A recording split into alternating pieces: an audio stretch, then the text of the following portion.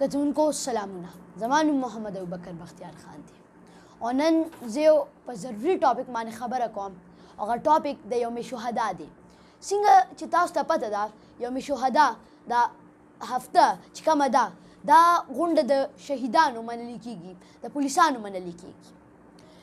نو په دې هفته کې زه تاسو ته یو اډوایس در کوم چې پولیسانو پسې کو تاسو ورسره څه تنقیدي هغه ختم کړئ. بېشکه ستاسو جمهوري حق دی، کوئ خو دا هفته د پولیسانو ده، د یوم شهدا ده.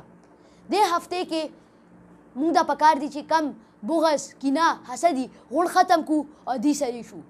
دومره مینه ورکړئ چې کم سره دا غلط پولیسان چې دې ته په زړه کې دومره احساس وشي چې ګوره دا قوم موږ له دومره مینه راکوي، پکار دی موږ هم څه وکړو.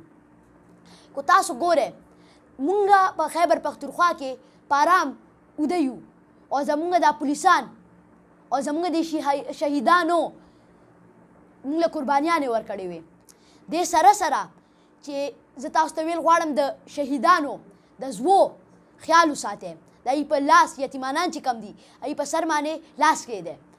یو خو د یتیمانانو په سر لاس کېښودل خپل یو ثواب دی، خو د شهید په زوی په سر باندې لاس کېښودل یا لور په سر باندې لاس کېښودل دا ځان له یو ثواب دی. صرف تاسو ته هم نه ما خپل هم ډېر څه سوچ کړي دي چې زه به شهیدانو زوو له، شهیدانو کور والا نه، شهیدانو اولاد له، شهیدانو خپلوانو له زه به ډېر څه کوم. په 4 اګست باندې تیار اوسئ. هغې باندې به زه انشاءالله ډي پي او سره په 2 یا 3 اګست باندې ډي پي او سره، ډي ایس پي سره او نور دا زمونږ نرانو پولیسانو سره به انټرویو کوم او د شهدانو خپلوانو سره، شهدا خپلوانو سره به زه انټرویو کوم. او بل زه تاسو ته زما په زوړني انټرویوز باندې زه تاسو ته تھینک یو ویل غواړم. تاسو دومره ما سره مینې وښوله. همدغې شهدا اولاد له ما ګفټونه هم تیار کړي دي، هغوی له به زه 70 ګفټونه ورکوم.